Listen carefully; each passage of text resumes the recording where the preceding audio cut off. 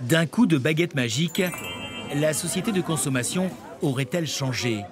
Hier, le jouet abandonné terminait à la poubelle. Aujourd'hui, il a une seconde vie.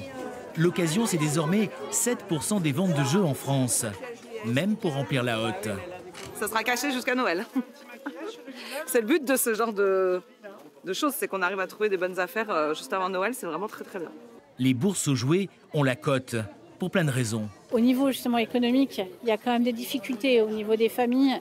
Et c'est vrai que même des familles qui pourraient financièrement se permettre d'acheter du neuf souhaitent aussi partir dans le recyclage, la seconde main. Les enfants ont entendu le message écologique.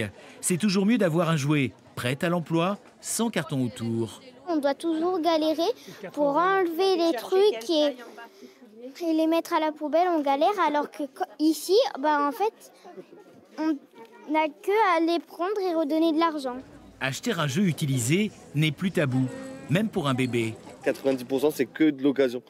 Lui, il a que de l'occasion. Il s'en fout totalement. Complètement. Ça évite d'avoir à acheter un jeu. Des fois, quand on va en supermarché à 30 €, on arrive ici, il est à 3 €. On peut en acheter 10 à 3 € du coup. Ouais, c'est ça. Ce sac de boxe a trouvé preneur. Dans le commerce, il coûte cher. C'est autour de 40 à 50 € sur ce type de produit. Et là, vous le vendez combien? 5 €. Les grands-parents, eux, sont peut-être un peu plus tatillons. On fait attention à la qualité, si les petits morceaux partent pas, voilà, tout ce qui peut être dangereux pour un enfant. Pour un enfant de cet âge. Avant Noël, il est encore temps de prendre le train de l'occasion en marche. Voilà, c'est ça.